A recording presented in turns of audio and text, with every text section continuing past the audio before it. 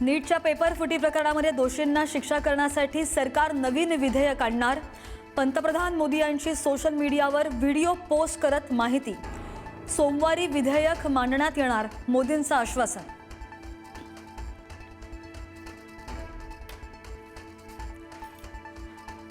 विद्यार्थ्यांना प्रधानांचा राजीनामा हवाय.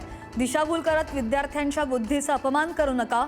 पंतप्रधान मोदींच्या व्हिडिओनंतर राहुल गांधींची प्रतिक्रिया.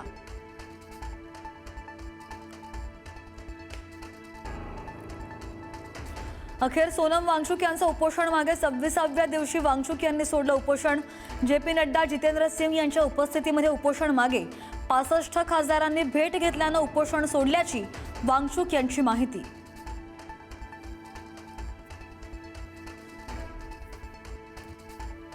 सोनम वांगचुक यांच्या त्यागाबद्दल आम्ही कृतज्ञ आहोत, अभिजित दिपकेंची प्रतिक्रिया. तर धर्मेंद्र प्रधान राजीनामा देत नाही तोपर्यंत जंतर मंतरवर आंदोलन सुरूच राहणार, दिपकेंचा इशारा.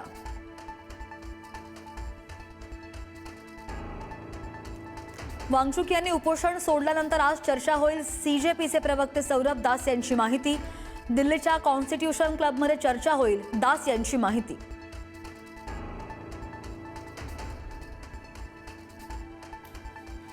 संजय राऊतांनी घेतली राज ठाकरेंची भेट. शिवतीर्थ निवासस्थानी जाऊन घेतली भेट. नीट पेपर फुटी संबंधी आंदोलनावर चर्चा झाल्याची शक्यता.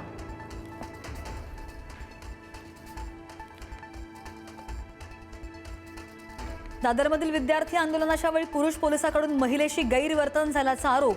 रोहित पवार आणि वर्षा गायकवाड यांचा एक्सपोज करत आरोप. तर व्हिडिओचा बेजबाबदारपणे चुकीचा अर्थ लावला जात आहे, मुंबई पोलिसांकडून स्पष्टीकरण.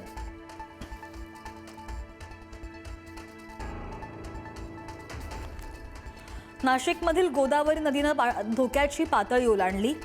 गोदावरी नदीला यंदाच्या हंगामातील पहिला पूर. दुतोंड्या मारुती पाण्याखाली. नदीकाठच्या गावांना प्रशासनाकडून सतर्कतेचा इशारा.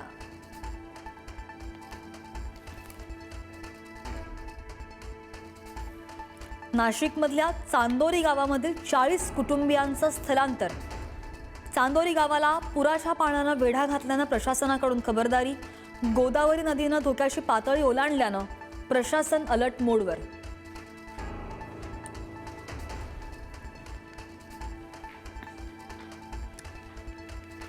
पावसामुळे पूरस्थिती. नदीकाठच्या गावांमध्ये पूरस्थिती गंभीर.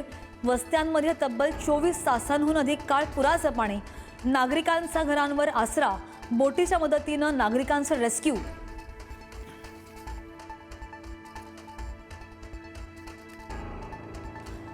मुंबईसह पालघर आणि ठाण्यामध्ये मुसळधार पावसाचा इशारा. मुंबईसाठी ऑरेंज अलर्ट तर ठाणे आणि पालघर जिल्ह्यांसाठी रेड अलर्ट. आजही पावसाचा जोर असाच कायम असेल.